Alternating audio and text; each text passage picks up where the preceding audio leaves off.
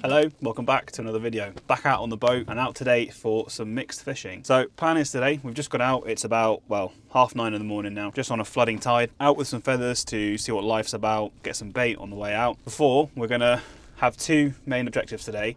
One is gonna be flatty fishing. I've not caught any sizable flatties, any big Plaice this year. I've only had kind of small to medium sized ones, so it'd be really good to try and tick one off that's, you know, 2-3 pound at least. And also, we're gonna anchor up at a kind of mark, not too deep, about 20 meters deep, and try for some maybe big bass, big conger, see what's lurking down there with some big baits. So bit of mixed fishing, should be fun. We've got really light winds, flat calm seas for most of the day, fingers crossed. So let's see what we can make of it. Well, I didn't plan on doing that, but I'm very pleased. So you might have seen my video, probably 1 or 2 videos ago now by the time it's gone up, where we're after squid, and the squid are in numbers. And I was just jigging along the bottom with a metal jig, and I managed to catch one. What a result. I wish I got that on camera, but yeah, I just felt like a weight. I was like, oh, I feel like I've snagged here a little bit, but then the snag started coming up, which is typical of a squid bite. And there you go, there he is. Awesome. Well, that's a good start. I did not... Well, super chuffed with that. A squid on the boat already. That one's going to be coming home for dinner. If you do want to know how to catch squid and you're not too sure, I did put a video up a couple of weeks back where we went out squidding on the boat, went through our kind of approach, details, everything kind of you need to know to kind of catch squid from shore or boat, even though we were on a boat. Do keep that a watch. I'm really hoping with the amount of squid that we've got coming in really early, I mean they are everywhere, that we have a really good cod season down here on the south coast. Last year was absolutely crap. I mean, I spent a big portion of the winter on the boat looking for cod, could not find a single one. So I'm hoping, with the amount of squid we've got coming in this year, that we have a good cod run, but we'll see. Well, good to find that squid, but a couple of drifts here and nothing in terms of bait fish. So we're not going to waste too much time here. We're going to steam over that way towards our flatty mark and see what we can find there.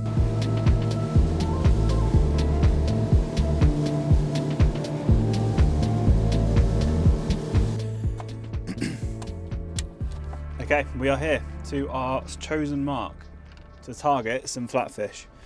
Now, in terms of rigs, much as you would have seen me fish before, this is my favourite approach and way to do it.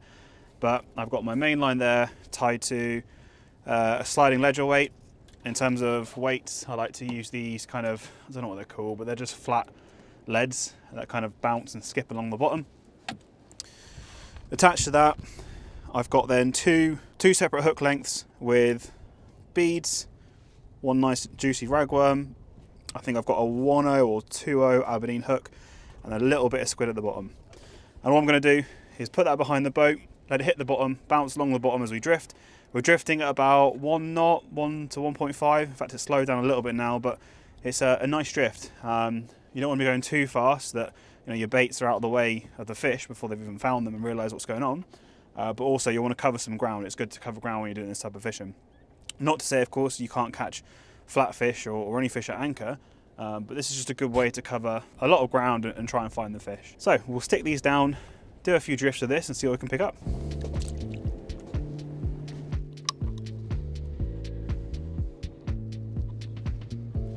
Now, I like to let quite a bit of line off when doing this and just let the rod and the rig, sorry, just kind of drift a fair distance from the boat. And you will see the rod tremble as you're going along, which can look like a fish, but you typically know when there is actual fish on it.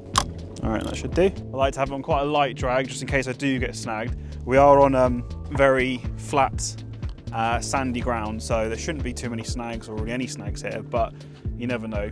There could be something down there, an old rig or a bit of rope or something, anything you can snag on, of course. There are actually some drainage pipes that for about a mile further down the coastline away from where we're drifting that you can snag into if you're not careful, but we should miss those. There we go, that's one rod out. I'm gonna get my second one set up and get fishing.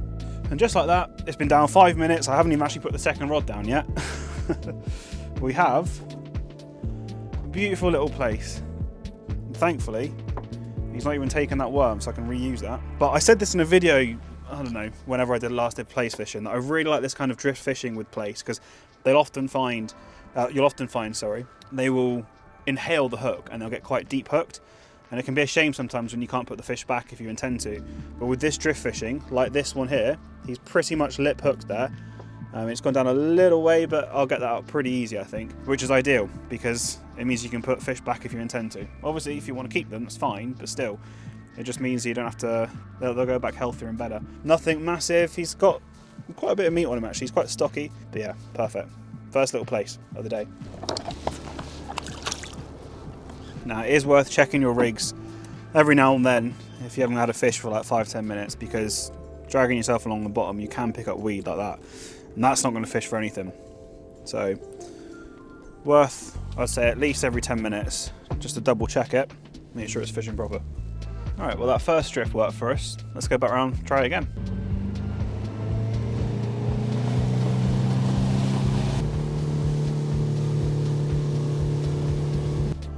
Alright, baits are refreshed, traps are set. Let's see what Drift 2 can do for us.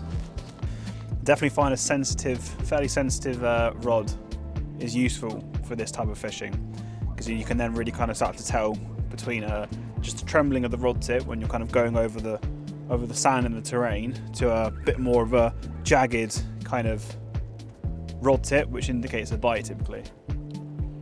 Now this is my £30 Penn Regiment boat series rod, which is not ideal for this, but it's the only one I've got with me, other than that and my light spinning rods, which I could use actually, but I kind of want to keep them set up with a lure just in case something kicks off. But it does the job. If I'm checking the rod and the rig every 10-20 minutes or whatever, then it's fine.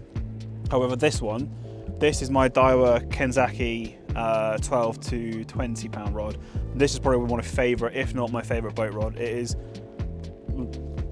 suits every scenario. It's great for fishing like this because it's sensitive enough and whippy enough to kind of indicate the bite. Yeah, I caught all my tote pretty much off this rod. It does so much really well. So my suggestion would be, if you're going to get one rod for your boat, if you're going to buy your first rod for your boat, I'd get one of them. 12 to 20 pound Daiwa Kenzaki.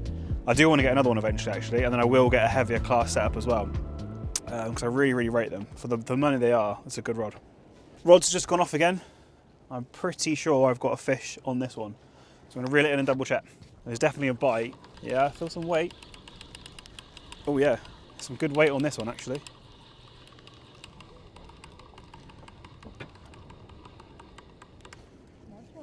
Bigger than the last one actually. That is a keeper Plaice. There we go. I should have tried to show you the bite on camera, the difference between the tremble. But that is a lovely Plaice. That is what we're after. I'll get a measure on him. Now I'm probably going to keep him, and he's actually quite, that one I did say before, typically you won't get him deep hooked, but he is quite deep hooked still. So it does happen. But yeah, there you go. Let me get him unhooked and we'll get him a proper show.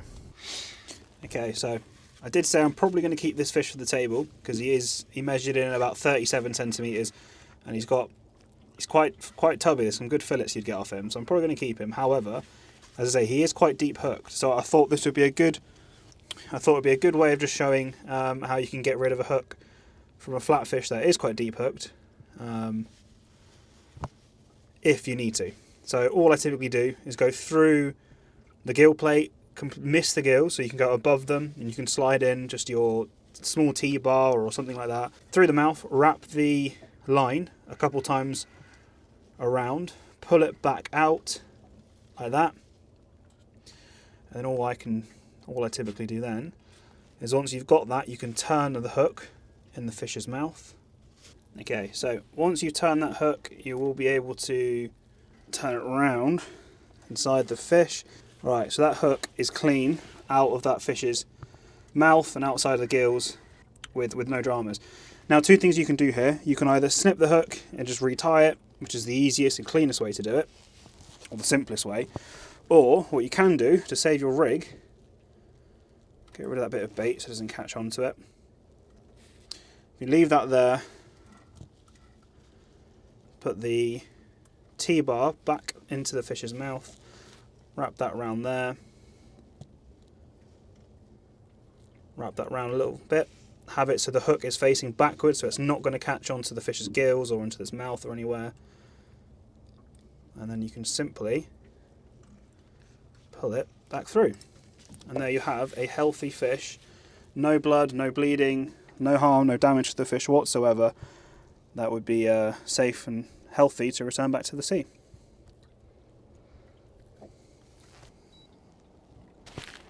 There you go. That fish was weighing in at 1.58, give it 1.6 pounds.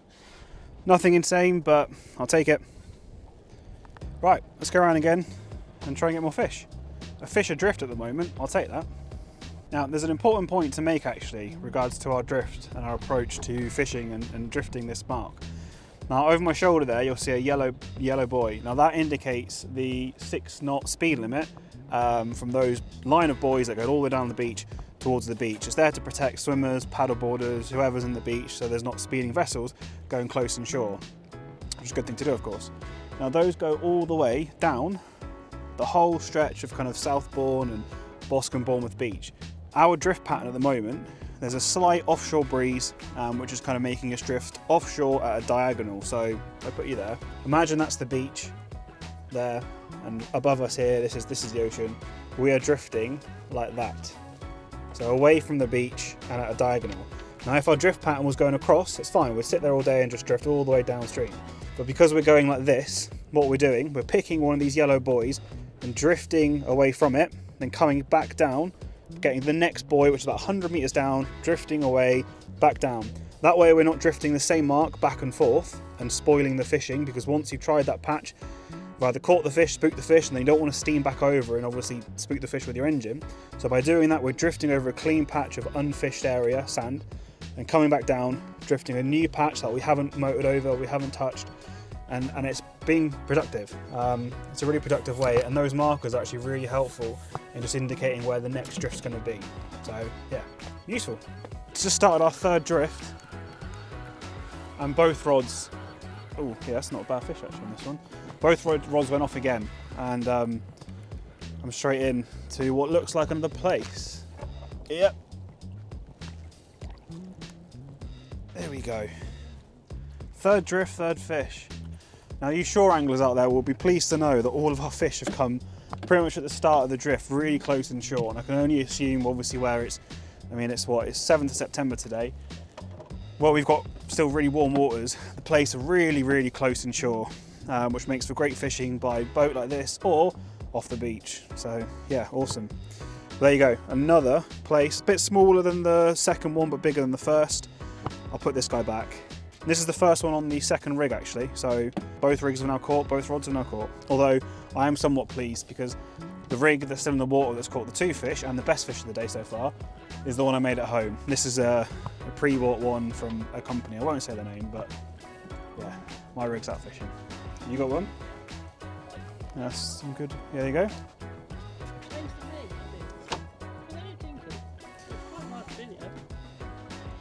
I changed it that, right, these colour beads. There you go, fourth one. Some of them's first one for the day as well.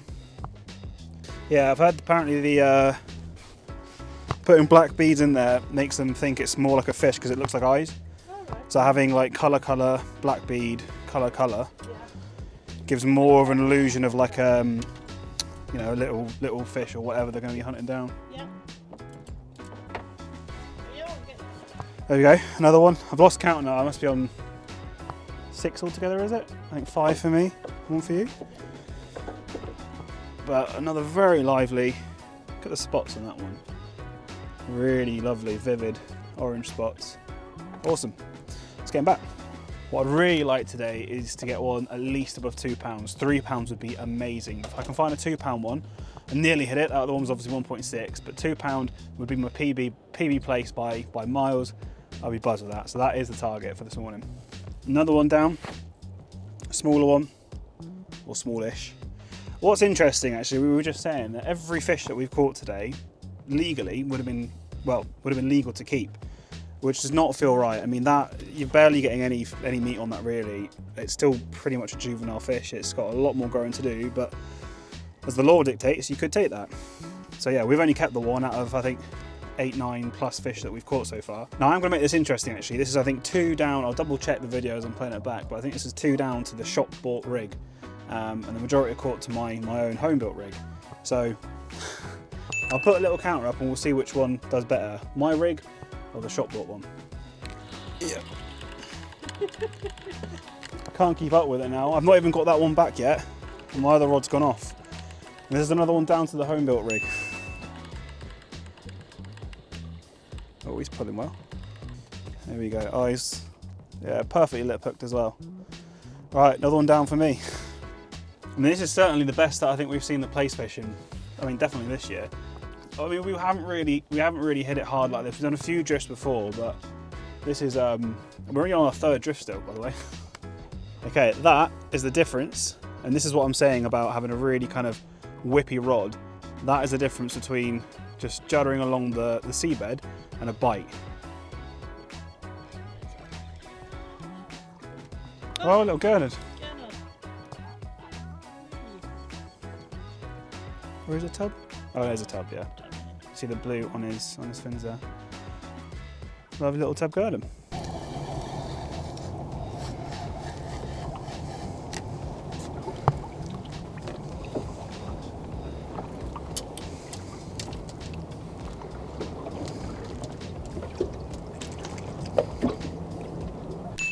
Another fish to the homemade rig.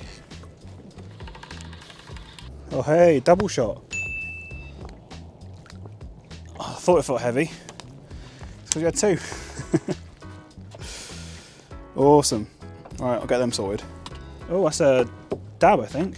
Oh, on that double shot, we had a lovely little dab on that one as well, which is different to a Plaice, for those that don't know. The way to distinguish them is a few different ways. One, if you rub your finger up the back of them there, they'll have very rough skin, whereas a Plaice will be nice and smooth. You rub it that way, it does feel smooth, but backwards towards the head, and they'll be rough. You might not see it on camera, but they also have almost like the line goes up and then a semicircle, almost like a question mark, right there next to the pectoral fin. Pectoral fin, sorry. So yeah, awesome. It's right one, just the back one.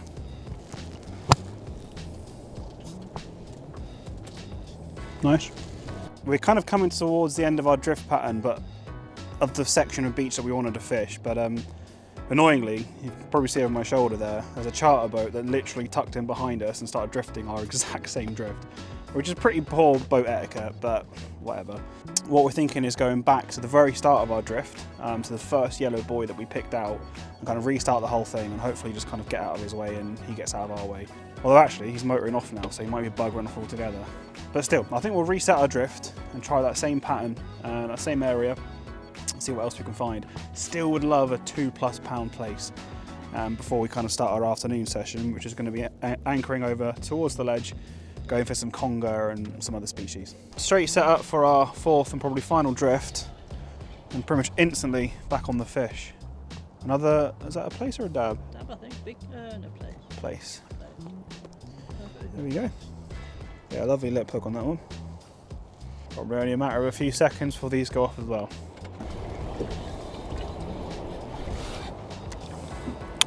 A dinky fish, I don't want to fight hard.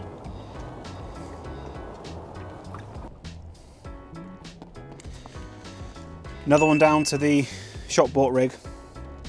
I'm still in the lead though. Don't know if you can see that rod, but you can definitely see the difference between a bite, there, that jiggle, that really kind of sharp, aggressive shake on the rod. That's a fish bite rather than the bottom.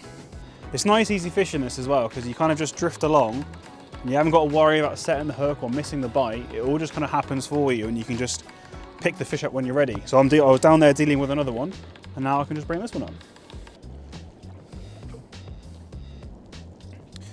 And it is another lovely Plaice for the home built rig, which is definitely still out on the lead. There we go. Well, just to show that these rigs can, and this approach can catch you a few different species and different bits of fun with these kind of rigs. We've had obviously the gurnard, we had the dab, which is a flatfish, so still target species. And now we've had a little bream, which if he stops wriggling, I will try and show you without getting spiked. There we go. Cool. These might be just bream bites now, which will mean that I think we move off in the next 10 minutes. So we're now on the ebb tide. We've been fishing the flood tide all morning, and we've hit the top of the tide, and it's now going back down, which meant our drift has changed. So we're drifting the opposite direction to what we were before, Still at a slight diagonal because of the wind coming offshore, but it's also meant that the fish that are on the feed has also changed, which is quite interesting. So obviously now we're seeing bream bites. It's 2 different bites actually that I've lifted into, and they've not had anything on them. Most likely because these aren't bream setups, and you're a bit more just lucky if you do catch into one, rather than obviously we're not targeting bream. So it's probably the bream pecking at the baits now because they're on the feed, which yeah, means we'll probably move on and find our anchor mark in a bit. With the bream on the feed, I set course for our afternoon mark with a triumphant win in hand for my home tide breaks. That success, however, didn't continue throughout the rest of the day, with an absolute downpour soaking us, and only the odd pokey fish to show for it. However, I didn't mind. The day had already been made with a cracking couple hours on the Plaice and a lovely fish kept for the table. Oh, and my bonus squid. What a result! I hope you enjoyed another adventure on the water with me. There's lots more action planned, so please do subscribe if you enjoy my content. Thanks for watching, and I'll see you on the next one.